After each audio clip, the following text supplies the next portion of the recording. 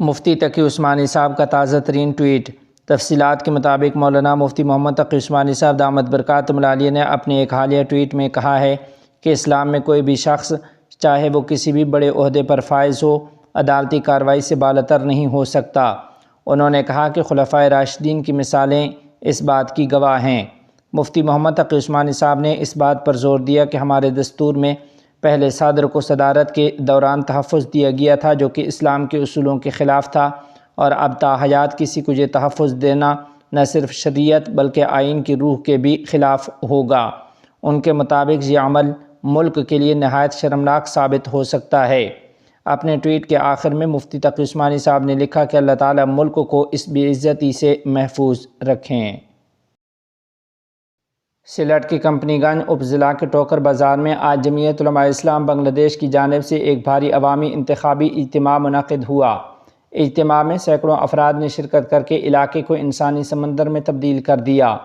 اجتماع کے مہمان خصوصی جمعیت کے نائب ناظم تنظیم اور ممتاز عالم دین مولانا بہاؤالدین زکریا تھے، جنہوں نے شرکاء سے خطاب کرتے ہوئے ملک کی اسلامی اقدار اور خود مختاری کے تحفظ کے لیے عوامی شعور پیدا کرنے پر زور دیا ہے۔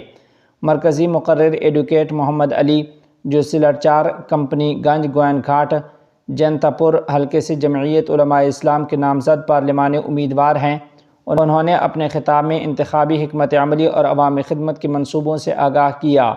انہوں نے کہا کہ ملک کی آزادی اور اسلامی اقدار کے تحفظ میں عوام کی شمولیت انتہائی اہم ہے۔ اجتماع میں شرکاء نے آنے والے قومی انتخابات میں کھجور کے درخت کے نشان پر ووٹ دینے کی اپیل پر بھرپور رد عمل کا اظہار کیا، جس سے اسلامی سیاست کو مزید مضبوط بنانے کی توقع ظاہر کی گئی۔ مقررین نے علاقے کے عوام پر زور دیا کہ وہ اپنے حقیقی نمائندے کے انتخاب کے لیے فعال کردار ادا کریں۔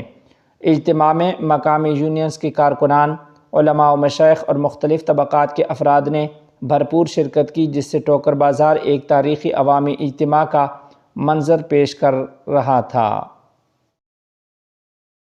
نوباب گنج کے ڈی این کالج میدان میں ختم نبوت سنرکھن کمیٹی بنگلہ دیش ڈھاکہ ضلع جنوبی کے زیر اہتمام ایک عظیم الشان عوامی اجتماع منعقد ہوا، جس کا مقصد 15 نومبر کو سہروردی میدان ڈھاکہ میں منعقد ہونے والی بین الاقوامی ختم نبوت کانفرنس کی کامیابی کے لیے عوامی حمایت حاصل کرنا تھا۔ اجتماع کی صدارت ٹکرپور مدرسہ کے متولی حضرت مولانا مفتی ذاکر حسین صاحب دامت برکاتہم العالیہ نے کی، جبکہ کانفرنس کی نگرانی مولانا صلاح الدین دلروڈ نے کی۔ حضرت مولانا عبدالحمید پیر صاحب، امیر ختم نبوت سنرکھن کمیٹی بنگلہ دیش مدھے پور، اس اجتماع میں مہمان خصوصی کی حیثیت سے شریک رہے۔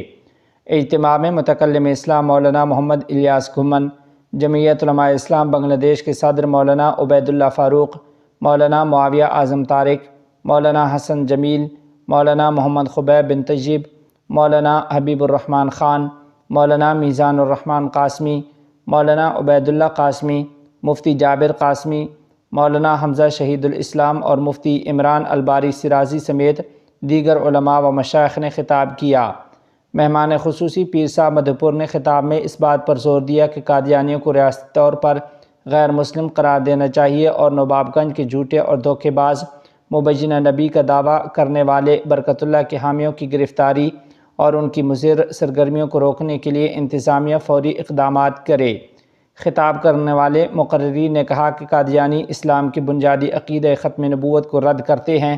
اور نبی ہونے کا دعویٰ کرتے ہیں، اس لیے پاکستان سمیت دیگر مسلم ممالک کی طرح بنگلہ دیش میں بھی انہیں ریاستی طور پر غیر مسلم قرار دینے کے اقدامات فوری طور پر نافذ کیے جائیں۔